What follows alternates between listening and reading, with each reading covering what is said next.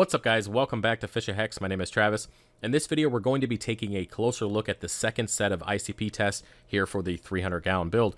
Now, my original one was 3 months ago. Of course, we had to make changes to molybdenum, strontium, some minor trace elements and stuff like that, get my phosphates up. So I made changes to the tank back 3 months ago, and basically we're going to see what kind of things have happened to the tank and what those effects were based on those changes, and to kind of what I'm going to do moving forward. So the first thing that you guys have been asking me about is, because I had marine pure in my sump, is after removing the marine pure block, did the aluminum level go down? Now, I have both test results here, the old one and the new one. As you guys can see, we had aluminum in the system back 3 months ago. I went ahead and removed that one marine pure block, which was the 8x8 by 4 inch.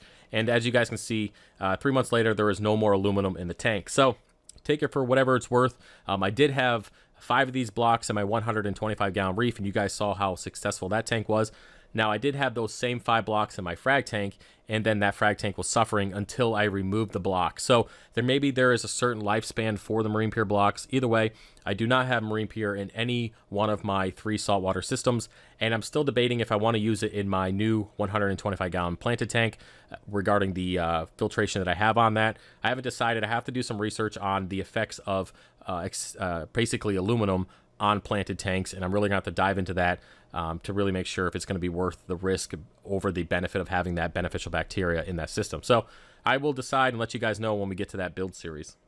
All right, now that we got that out of the way, let's go to move on to the rest of the results for this test. And I'm not going to break it down as much as I did before, just because it got really complicated and people were kind of complaining about it. So I'm going to go ahead and just get to the basics and tell you guys what I've done and what I'm going to continue to do. So the first thing we have here, we're going to look at the help section or help tab here on the results. And it said that we detected elements in your water that can be harmful to your tank. So they want me to do water changes every week for the next 6 weeks, which I was already planning on doing based on the fact that my phosphates are elevated, and which I already knew before the test came in. Plus my HANA checker said, hey man, your stuff's pretty high. And so with that being said, what is the elevated elements that are in this tank? We have elevated lithium, which could be coming from the food or the salt. And it's not in any part of my dosing, so I'm not worried about that.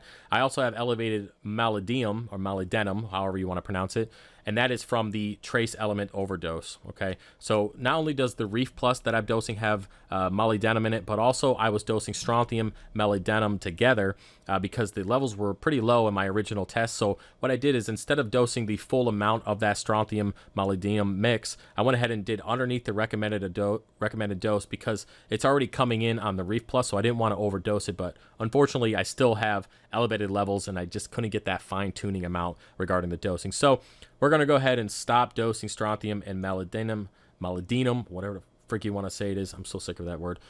Anyways, we're going to stop dosing that for the next month, 2 months, to kind of see after our next ICP test if the levels have gone down. And it's not, I don't think it's coming from the food, and I really don't think it's coming from the salt. It's definitely got to be from the additional dosing for sure. Now, the next thing that is elevated in my system is the phosphates, which I knew right off the bat. I went from cleaning the glass once a week to pretty much every single day because my feeding increased significantly. On the original test kit, I had 0.008 phosphate. Now I'm at, I think, what is it? I'm still here. 0.058. So it's definitely a pretty big difference in phosphates in just a few months. And that's definitely because I am feeding 4 times a day. When I originally added those set of 3 tanks, there was quite a bit of aggression. So of course, one way to help with aggression with tanks is just to simply feed more.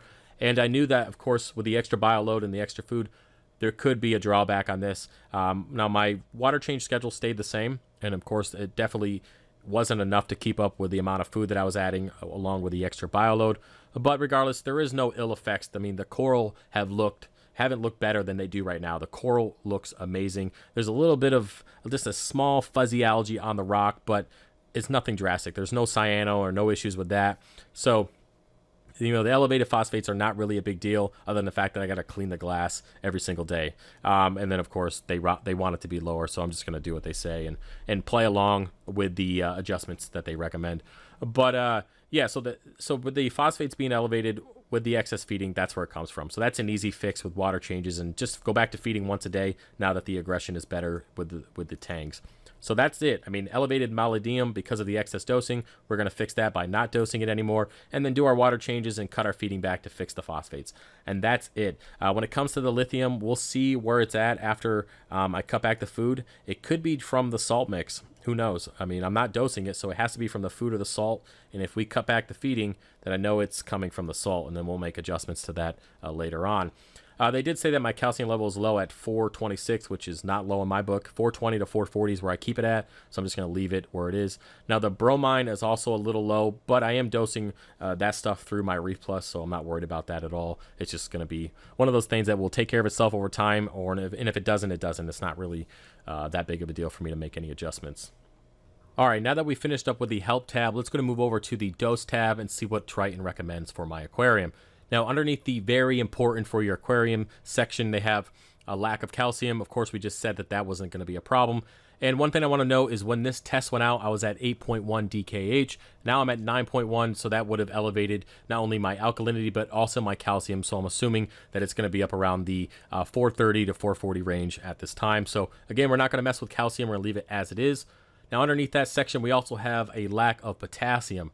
Now, this is something that I had the same issue with on my previous test, and I went ahead and bought the Triton Potassium and made the recommended adjustment. Now, I would have continued to use the potassium over the last 3 months, but I bet you guys can guess what happened to the container that the Triton Potassium came in. I'll give you a second.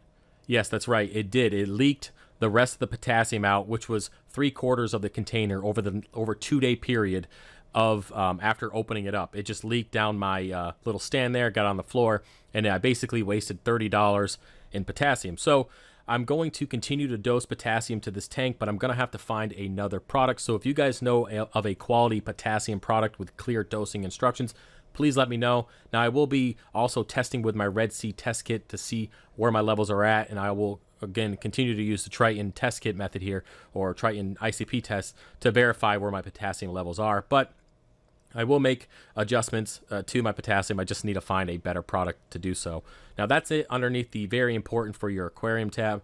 Moving down to the important for your aquarium, and that is the iodine, or the lack of iodine. And just like the previous test kit, I had a lack of iodine. I went ahead and bought the Triton 100 milliliter, which comes in a plastic bottle there. I went ahead and made the original adjustment just like before, and that was fine. I did not do the weekly maintenance dose, and I'll tell you why. Basically, my Reef Plus has iodine in it, and I didn't want to fall into the same problem that I have with the molybdenum, and that is the elevated levels because I'm dosing it for 2 different sources. So what I went ahead and did is I just did the recommended amount that they said here, of course, which was different on the previous test, and then I just stuck with my Reef Plus thinking that it was going to be enough iodine to supplement the tank, and it is not. So from this point forward, I will make this a recommended dose, and then I will also continue to do the weekly dose. It says 12 milliliters. It comes out to about 12 milliliters, but I will probably do 9 to 10 milliliters per week because it is coming from my Reef Plus as well. Now, moving down here to the not important but beneficial for your aquarium tab, and that is the bromine. And basically, that's coming in on the Reef Plus, so when I increase my amount of that, it will also take care of the bromine.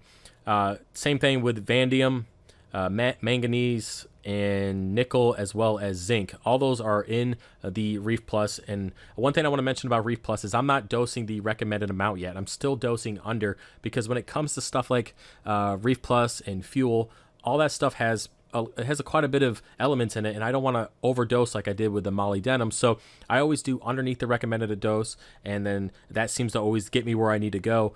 I never do more or above unless I do tests like this and I have to make adjustments. So I will be increasing to the normal dose of Reef Plus once we start using that again.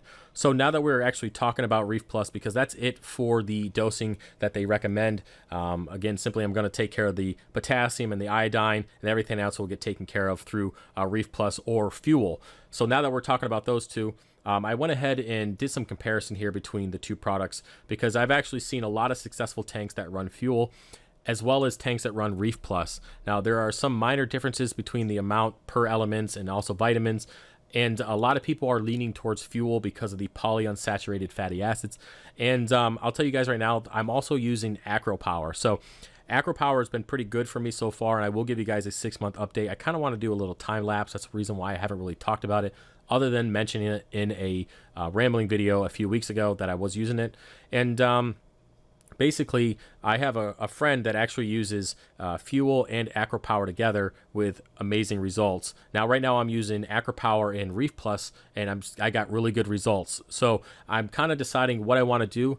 The reason why I might consider going to Fuel is because of the polyunsaturated fatty acids, as well as it has elevated levels that I'm looking for, like in the vanadium, the nickel, that kind of stuff, the zinc. They have a little bit higher level, also the iodine, than it does in the Reef Plus when you compare the two side by side.